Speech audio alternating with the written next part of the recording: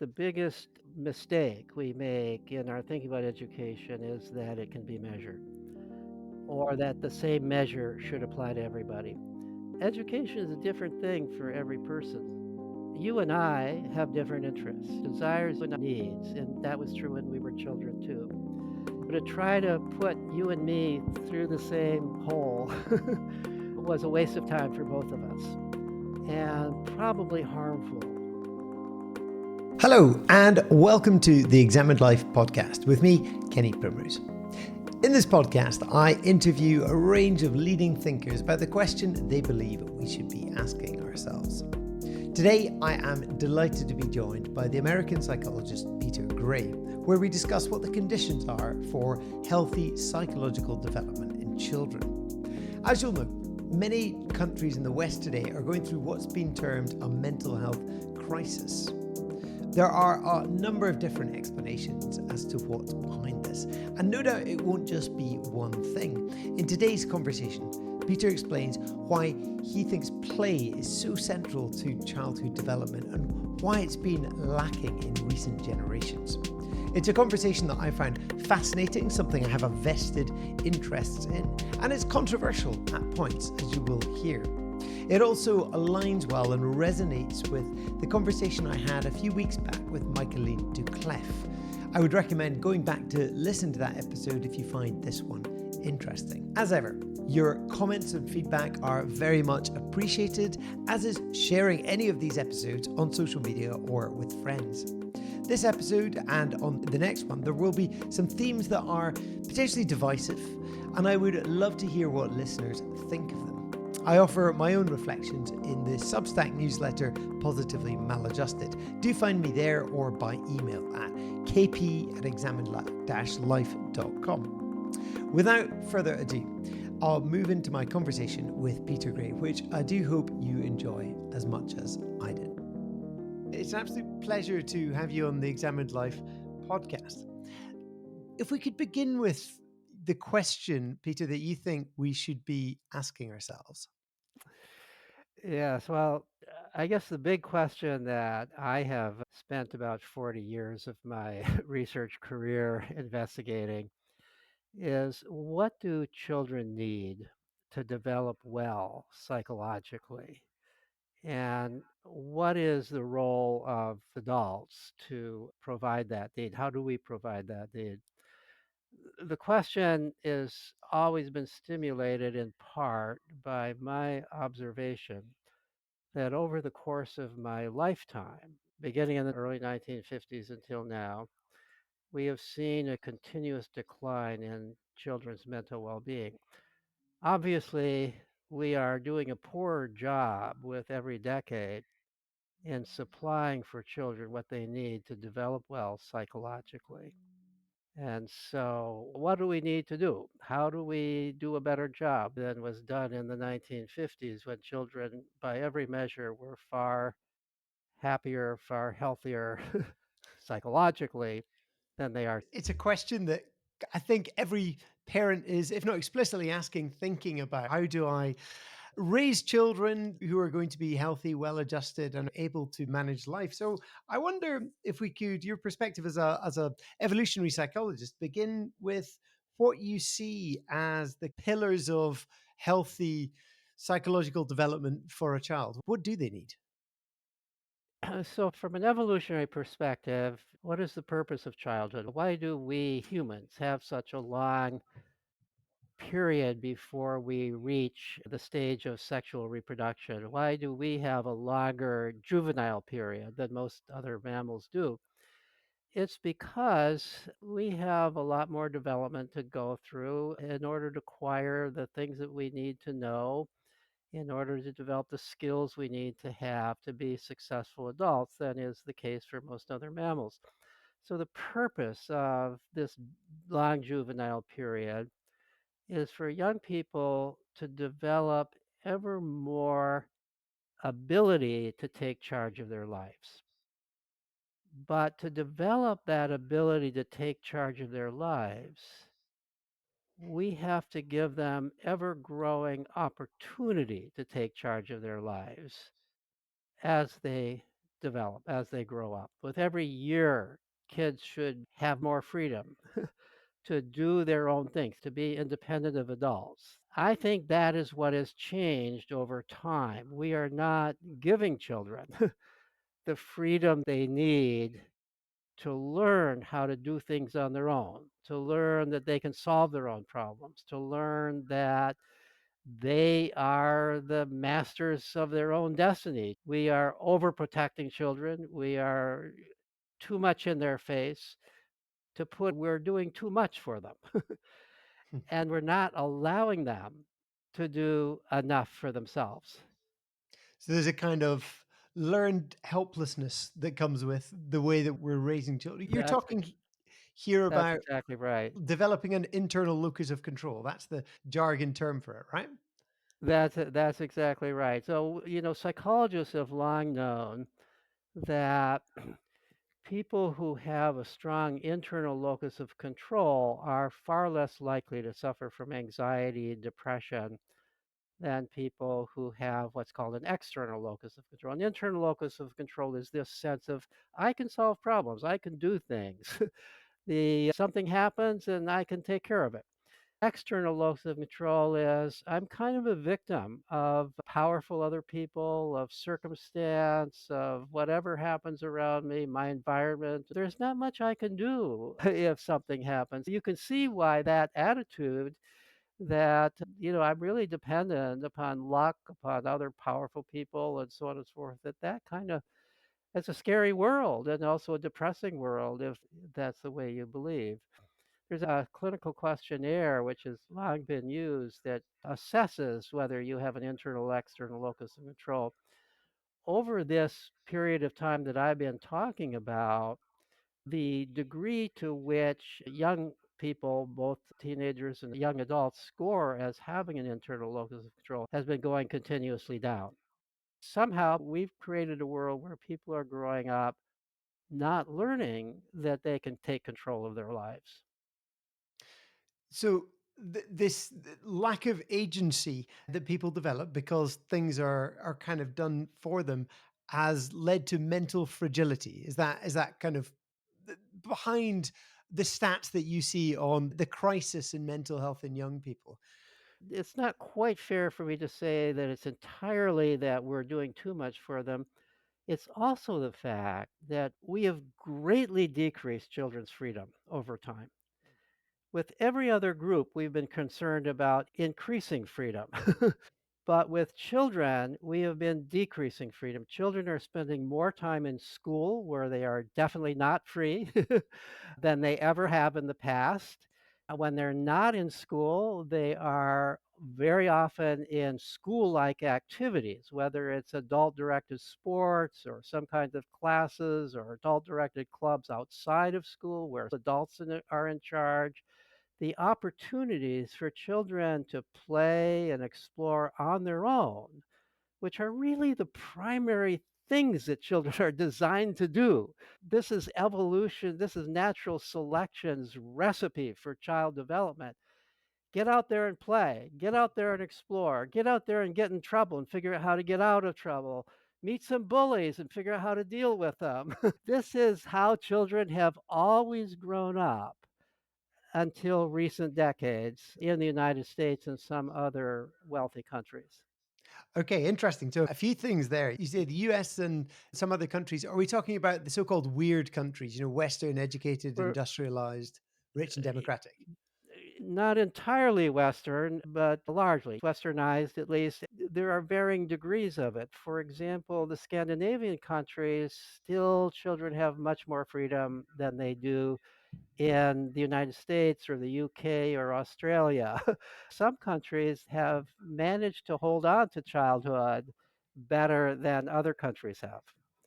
I wonder if, as you look back over the last 50 odd years, you can pinpoint moments when things changed. Like something as kind of, I suppose, unusual but newsworthy as a kidnapping, but that gets broadly, publicized. Does that change beliefs about the dangers of the outside world, the trustworthiness of our neighbors? My question is, What are the things that have happened that have changed beliefs that have led to this restrictive kind of childhood that people are given now?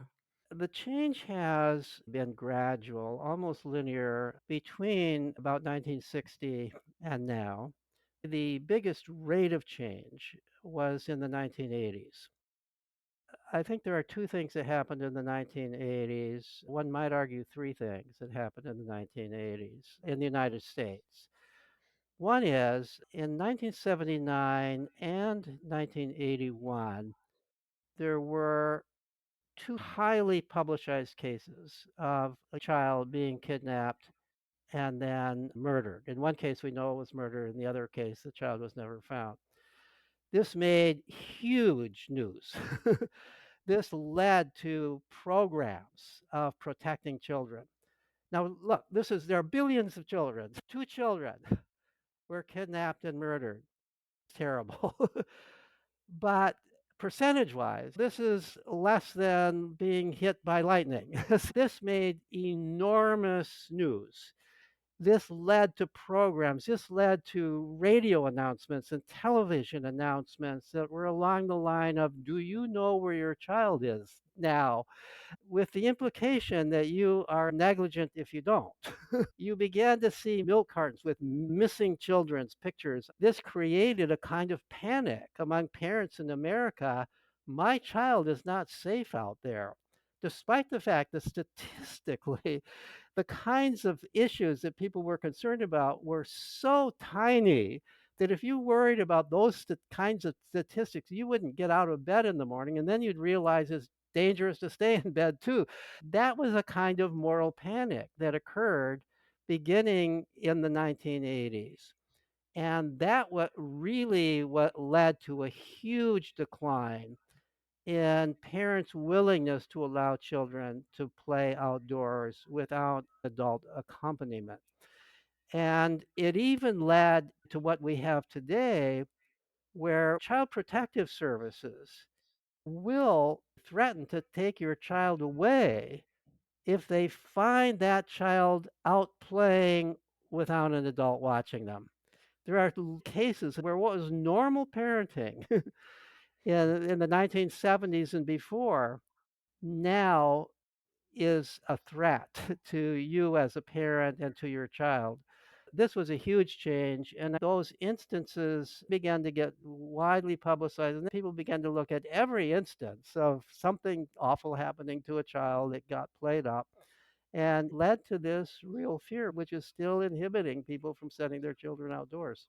So yeah, I can think of parallel cases. As a child of the 80s, I recall being scared of being kidnapped. I remember being very wary of cars because of the same kind of reasons. There was a terrible case of two young boys, 10, 11, killing a 2-year-old. An additional belief that came with this fear, apart from adults being untrustworthy actors, you had like children weren't to be trusted either.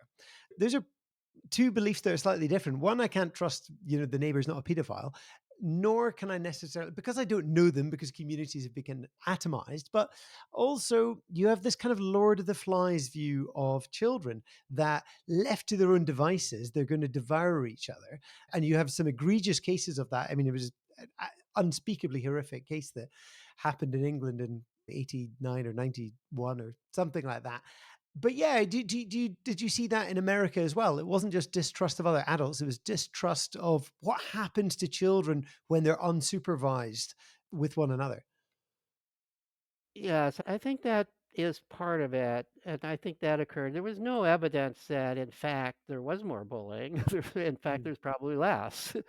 And there's no evidence that that was ever an enormous problem. Of course, it's a problem, but this is part of the learning experience. You learn how to deal with bullies. You learn how to avoid them. There are always some bullies. There are bullies among adults as well as there are among kids.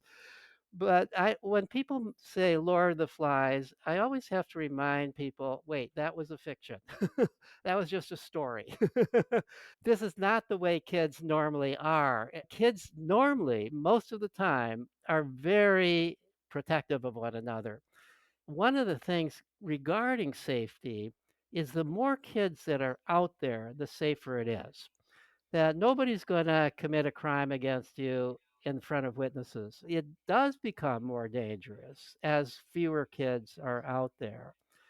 The other thing that has happened, I think the term bullying has become blown way out of proportion. I've heard parents say, oh, because my child wasn't invited to somebody's birthday party, that was bullying. Or the use of a bad name. Kids tease one another, and sometimes the teasing becomes kind of mean.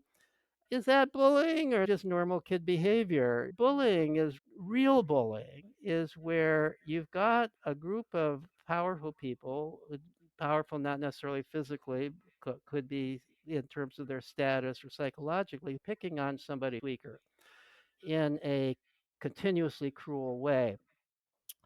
Most bullying occurs in school because you can't escape it.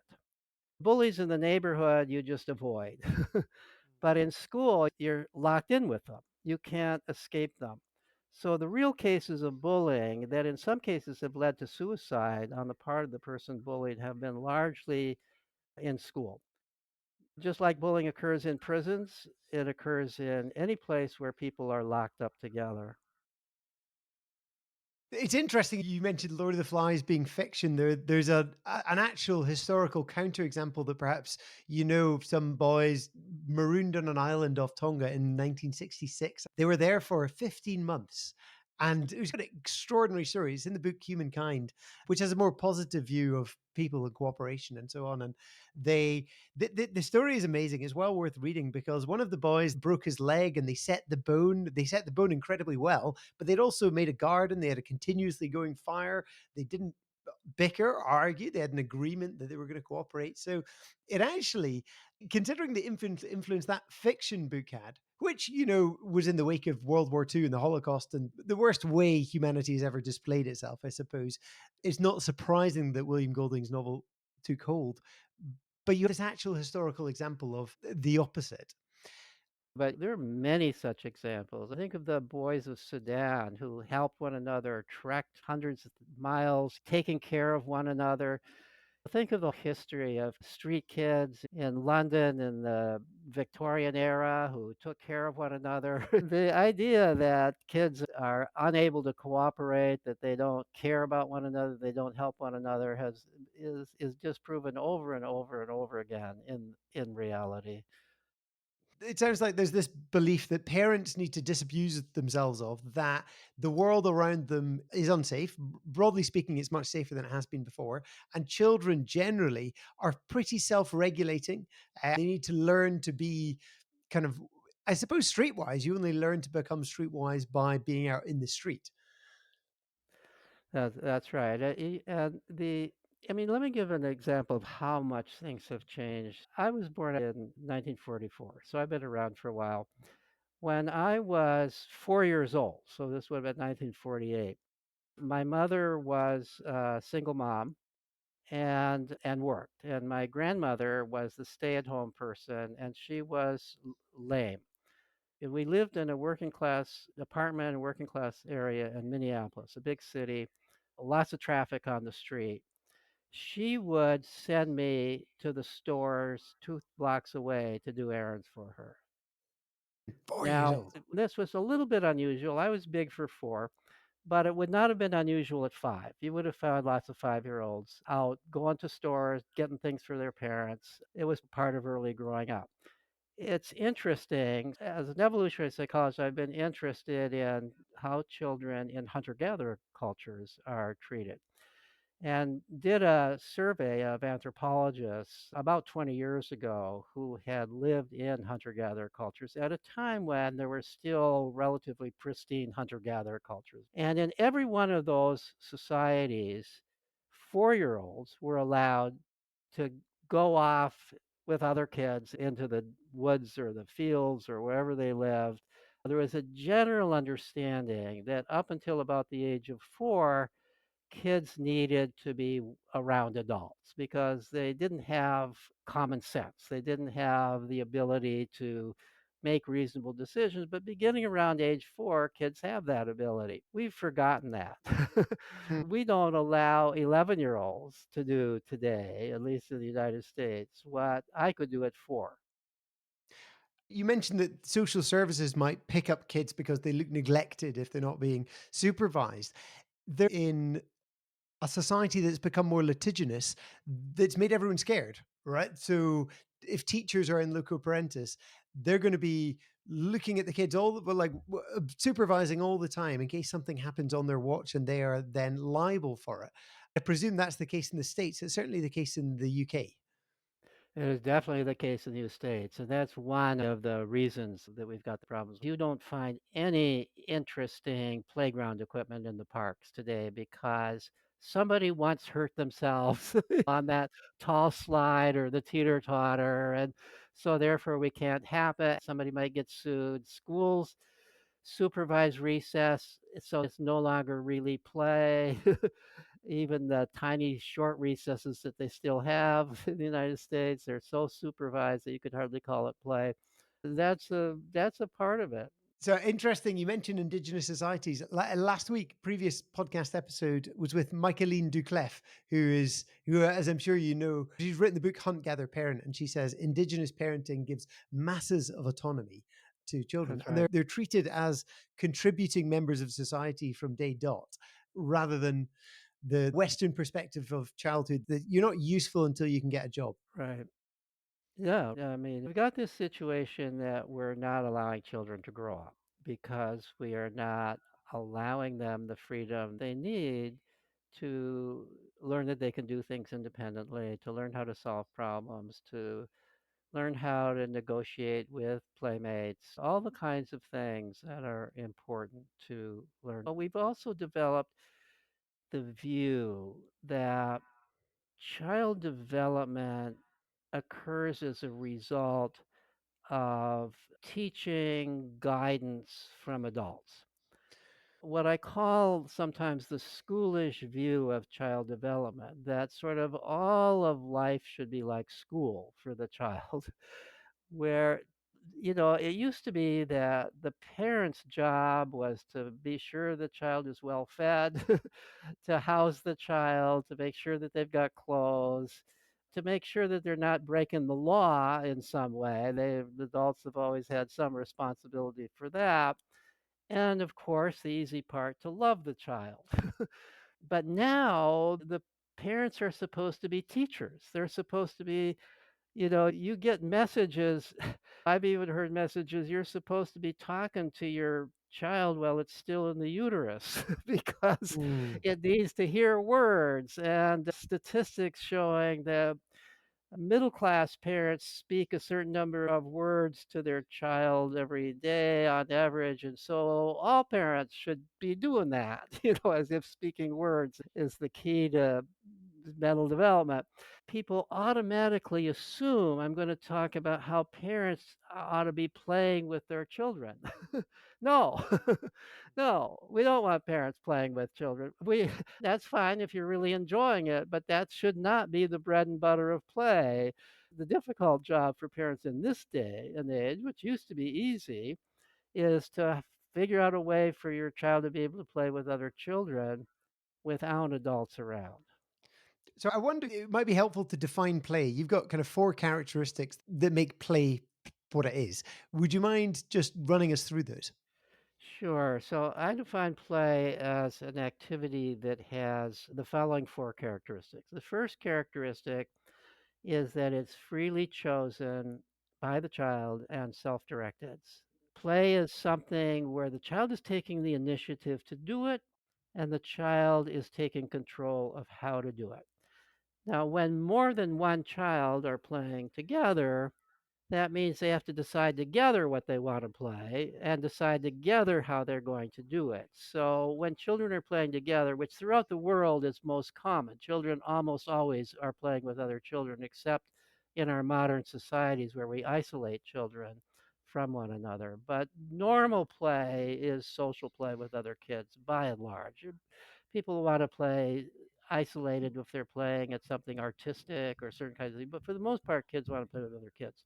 That means number one, you've got to work with these other kids to figure out, you've got to mesh your mind with these other kids to figure out what you're going to play and how you're going to play. You're learning how to negotiate, how to compromise, and so on, as well as how to take initiative The second characteristic is that it is intrinsically motivated. It's something that you're doing for its own sake, not for some reward outside of itself. You're not doing it for a trophy or a gold star or a grade on a report card or praise from some adult. You're doing it because you want to do it. That's the characteristic of play that leads a lot of adults to think it's a waste of time. Why would you be spending time doing something that you're not getting anything for? One answer to that question is, what's the whole purpose of life if not to enjoy it, right? A second answer to that question is, well, for parents who want to know what their child is getting from it, think about all the commencement speeches you've heard where the new graduates are urged to follow their passions. Well, how do you develop a passion? What is a passion? A passion is something you want to do.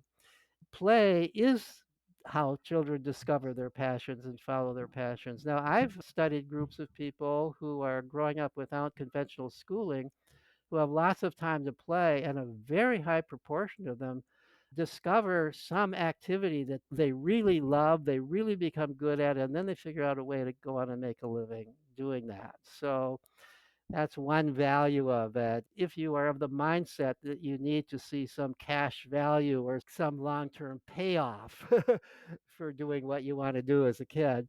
And the third characteristic, which seems counterintuitive to some people until you think about it, is that all play has rules. People talk about free play or unstructured play, and I argue that there's no such thing as unstructured play. Play is always structured. It's not random activity. It always has structure, but the structure is determined by the children themselves. If you're playing a formal game, the rules and structure may already be there, but you are choosing to follow them. And most kids feel free to change the rules if they want to change the rules to make it more fun. So play is how children learn to create structure. It's how they learn to organize an activity, how they learn to inhibit their impulses. You can't be impulsive during play. You have to play within the boundaries of what you're playing. And the fourth characteristic of play is that although it is structured, it also leaves enormous room for creativity and and usually imagination. Play is, especially for young children, highly imaginative. It's how children develop their imagination. It's how they practice hypothetical reasoning. In your play, you're in this hypothetical world, and now you are thinking in this hypothetical world what's possible and what's not possible. And so children are practicing the highest order of human reasoning. There's good reason why Mother Nature gave children this strong drive to play and play in the ways that children do when they're free to do it, because it's almost the perfect design for learning the things that are really important to learn. How to initiate activity, take charge, negotiate with peers, organize an activity, and to be creative. Children are learning all of this in play. And yet somehow we think it's more important for them to be studying arithmetic in school than to have that time to play. Well, let's turn our attention to school in just a minute. I wonder if you could say a little bit more about what happens when they are play deprived. So, we've got a mental health crisis, but what are the characteristics of someone who doesn't get those opportunities for imaginative, autonomous, intrinsically motivated play? What are the tell signs that somebody has been thus deprived? Well, I think all of what we were talking about earlier is relevant here. So, how do you develop an internal locus of control? We've said an internal locus of control is very valuable for mental health. It's valuable for being able to initiate activities, take charge of your own life. How do you develop an internal locus of control? You develop by having control. Play is the place where children have control. Hmm. In most of the rest of children's life, they're being controlled by adults. But when children are playing in the way that I've just defined, they are in control. The presence of an adult ruins play if the adult intervenes, or even if the children think the adult will intervene. That ruins play. There's a lot of evidence for that. So when children are playing, they are the adults. They are the ones taking the adult roles and they're learning how to be an adult. Excellent. That's helpful. So, as children move through elementary, primary, and secondary school, they are increasingly deprived of play. As you've noted, recreation time or break time has become contracted. Some places it doesn't even exist. School, we think we kind of input things into the child so they will be a functioning adult. I wonder if you can just mention some of the principles you see schools operating with that are deeply problematic and challenged by the findings of developmental psychology. I think the biggest problem with school is that it takes too much of children's time. School was never great, but in the past we had less of it. When I was a kid in elementary school, the amount of time in school has increased by 5 weeks, the number of weeks of the year that children are in school. We've taken away a month of summer vacation and another week during the year. We've increased the length of the school day somewhat. We've decreased recesses and lunch hour and greatly increased homework. There was one study that showed that I'm trying to remember the exact dates, but if I remember correctly, between 1981 and 1990, for children the age range of 6 to 8 years old, we added 7 hours a week to their school schedule. This is children 6 to 8 years old. That's like adding a whole extra workday, adult workday, to the child's school day. This counted homework as well as being in school. At the end of the 19th century, beginning of the 20th century, both in the United States and in the UK, we decided that children should not be laboring at full-time jobs. Hmm. But now we have children laboring at school for an equivalent number of hours, in many cases more hours than their parents are working to make a living. And it's the worst kind of work for children. It's sedentary, passive. Hmm. Children are meant to be active, doing things. We have increasingly occupied their time with the worst sorts of activity, just sitting there looking at worksheets. I know a lot of kids who would rather be working in a factory than going to school.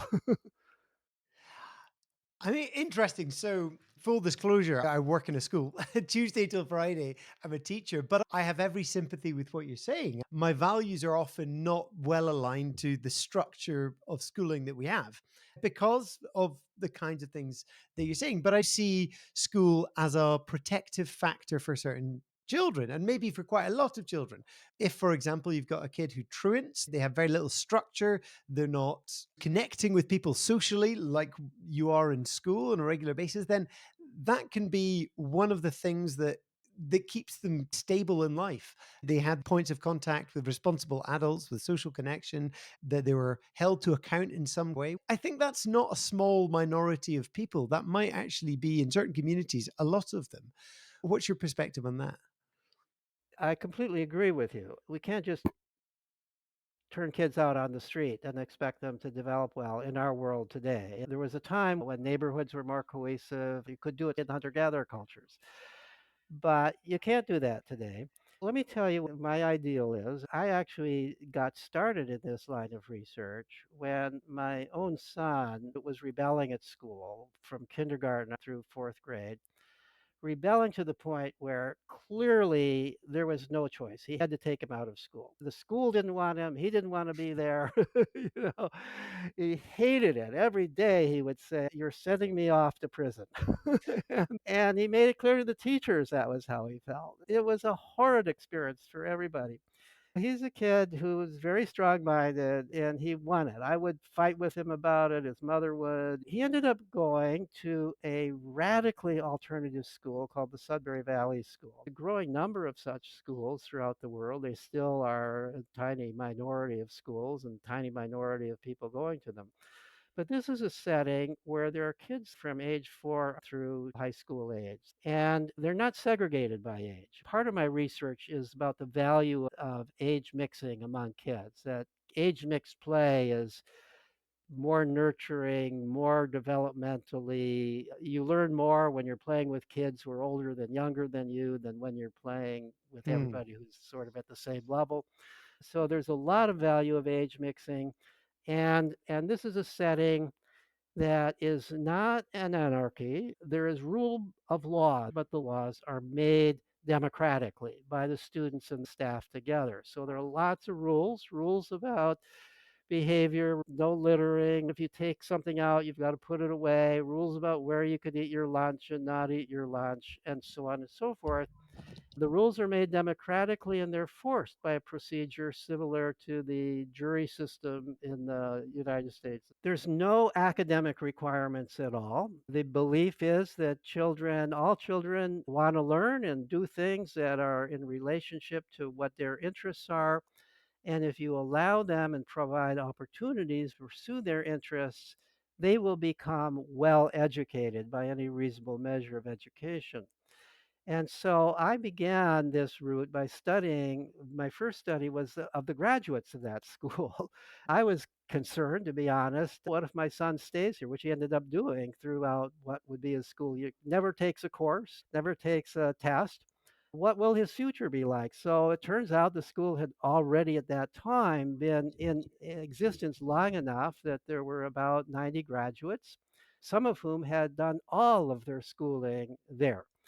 I, as a scientist, wanted to look at those graduates, see how they're doing out there in the world. And part of my decision to allow my son to stay where he wanted to stay. But also, I got intellectually interested in this, ended up publishing the study in the American Journal of Education. And lo and behold, they were doing very well out in the world.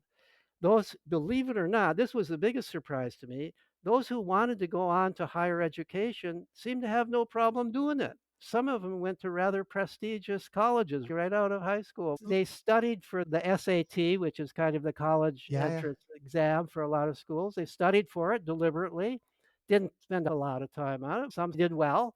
They went on. Those who didn't were people who didn't need it. They were people choosing careers that really didn't require higher education. And as I said before, one of the interesting findings was that a very high proportion of them, I would say 50% by my estimate when I went through it carefully, were in careers that were direct follow-ups of passionate interests and abilities they developed in play. They had the opportunity to play at different things. They discovered what they really loved to do. They became good at it. And then they went on to turn that into a career. My ideal would be that this kind of setting be made available for everybody. It's safe. There are adults there. It's much less expensive than our public schools because you don't need so many adults.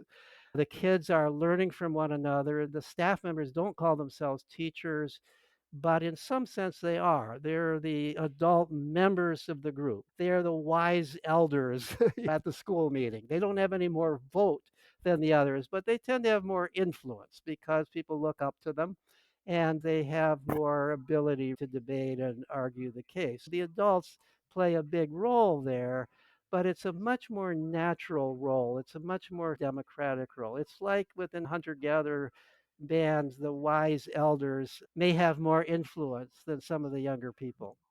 It's absolutely fascinating. I mean, it makes me think that the way you see schooling, it must be an absolute catastrophe to what's happening to young people. Being so deprived of this psychological development is very much an inversion of the way most people view schooling and education, and indeed childhood and children. This runs so contrary to the way most people think that despite the fact This school has now been around for almost 60 years. It has a long history of success. There are about 20 schools modeled after it throughout the world, maybe more, but they're all relatively small. The example has been out there for a long time, but almost nobody's willing to look at it. It just Mm. runs so counter to the prevalent belief about what children need growing up. People ignore it. It's not that people argue against it, they just ignore it. Every time I give a talk, people on this, people nod their head. Oh, that sounds terrific. But then they would never send their own kids there. I feel like it feels somewhat risky in a culture of metric fixation when we're worried about not having things that are quantifiable. How can we measure that things are happening if they can't be quantified? I think that's part of the fear for schools, certainly, is that they're going to be measured and countries will be in the PISA tables and so on. How's that going to fare? I believe that the biggest mistake we make in our thinking about education is that it can be measured or that the same measure should apply to everybody. Education is a different thing for every person. You and I have different interests, desires, and needs, and that was true when we were children too. To try to put you and me through the same hole was a waste of time for both of us and probably harmful. One of the things you can say positively about our world today is there are so many routes that people can take. Hmm. Hunters and gatherers, you're going to be a hunter or gatherer, right? But here, there's no end to possibilities. Yet we deprive children of even learning about those possibilities. They have no idea what other adults are doing out there in the world. Some kid decides I'm going to be a doctor, but they don't really even know what a doctor does. They don't know what it's like to be a doctor. They don't have the real world experiences. So the other part of my vision for education is that once you've gone through this period of self-discovery and play, the next thing would be apprenticeship. Do something related to the career that you think you want to go into. And so you get a realistic understanding of what that is. Do I actually like being around sick people? If not, I probably shouldn't be a doctor. Do I actually like the job that a lawyer has? Or do I want to be a middle manager in a business? Do I really want to do that? It'd be good to have some experience, some relatively low level job or an apprenticeship related to whatever it is you want to go into before you spend all that money for a 4-year college degree and then possibly more for graduate school or medical school. And then at some point as an adult, you've discovered, I really hate doing this. Yeah, as you say, everything in school is abstract, but experience is really the teacher. It's the teacher in childhood, and it's the teacher in terms of what you discover about your passions and what you're interested in, and so on. But I'm aware, and I want to be respectful of your time, Peter, but I would actually like to ask you about the contemporary kind of backlash on smartphones because you're someone who I initially came across your work through Jonathan Haidt, who's leading the charge on smartphone free childhoods. I have sympathy because I see smartphones as pretty damaging to a lot of young people. But you're wondering if this is a moral panic and it clouds the real issue, which is kind of schooling and lack of free play. Is that right? Here's where Jonathan Haidt and I disagree. And so if you look at, let's take suicide rate among teens as our measure, but other measures of mental collapse would work too, measures of depression and anxiety. But suicide is a good thing to do because the way of measuring it hasn't changed. Between 1950 and 1990, the suicide rate among teenagers in the United States increased about sixfold. A 600% increase in suicide rate. Reached a peak in 1990. I told you that in the 1980s was the worst time. Now, here's something interesting that almost nobody talks about. Most people aren't aware of it. Things got better between 1990 and about 2008. Actually, suicide rate went down about a third of the way back to Hmm. 1950s levels. Other measures of anxiety and depression also went down for teenagers in the United States. Then, beginning around 2012, the rates went up again, finally reaching the 1990s peak. Jonathan Haidt doesn't mention that earlier peak. He acts as if this is unprecedented. We've never seen such high rates of depression, anxiety, and suicide. Not true. We saw those high rates in the 1990s. The 1990s was before the internet, but we had already been depriving children of freedom to play and explore.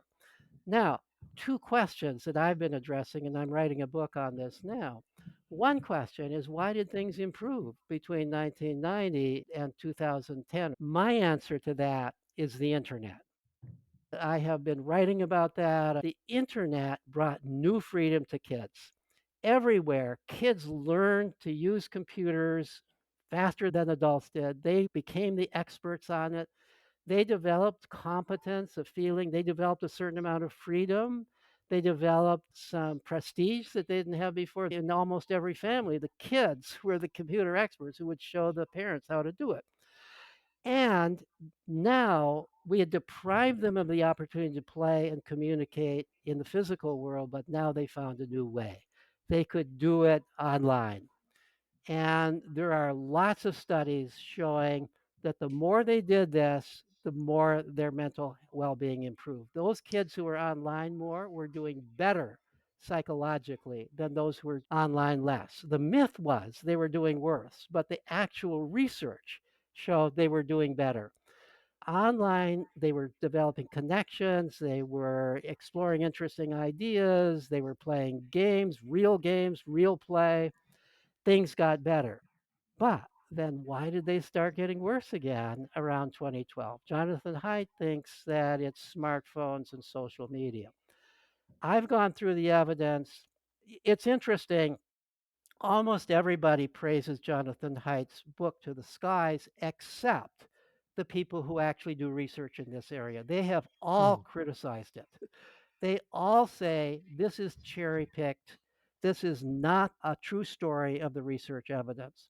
The research evidence does not support the view that increased use of social media, increased use of smartphones, and so on is a cause of increased anxiety and depression overall. It might be for a few people. I mean, anything you do, there's always a few people, but it is not, there's no evidence that this made, among other things, while this increase occurred in anxiety, depression with the rollout at the same time that there was rollout of social media in the United States and in the UK, and to a lesser degree in Canada, it did not occur elsewhere.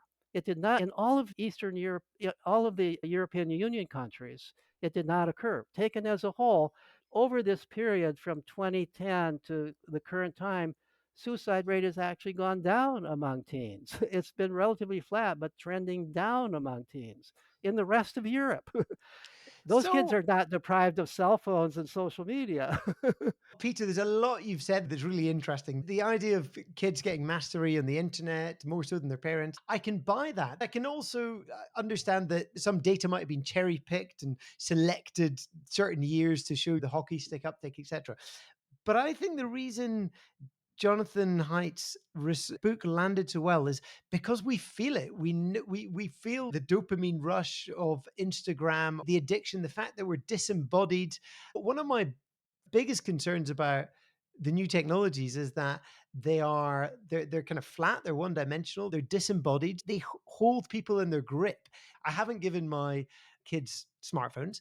I won't for a while because I think they'd play an awful lot less if they had them. So what you're saying is that Mm. you agree with Jonathan Haidt because it fits your prejudice. It fits your intuitive feeling.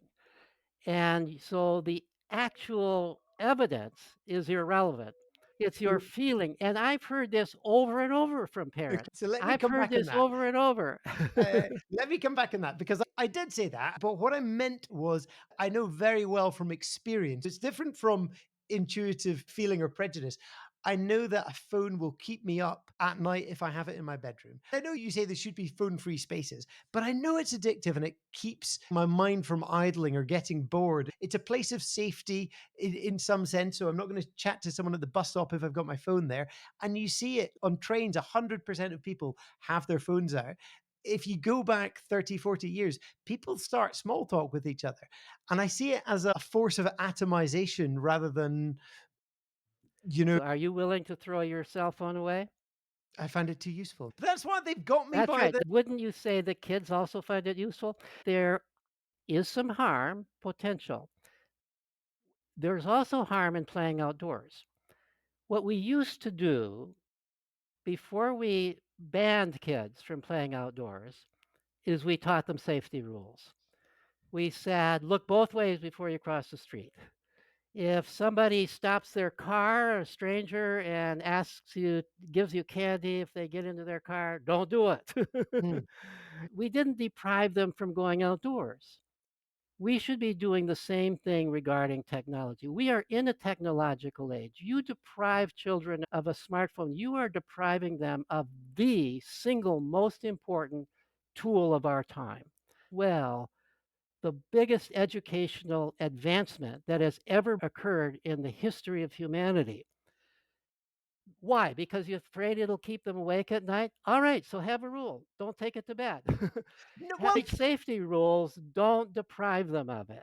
so this is sorry, we're out of time. I know you've got something on, but I think things like cyberbullying, where someone can insult their classmate without ever their mirror neurons don't fire, they don't see them, So feel this bad is about. that surveys of kids who have asked them about bullying have consistently shown it's bullying in the real world at school that bothers me, not bullying online. Online, I can just turn it off.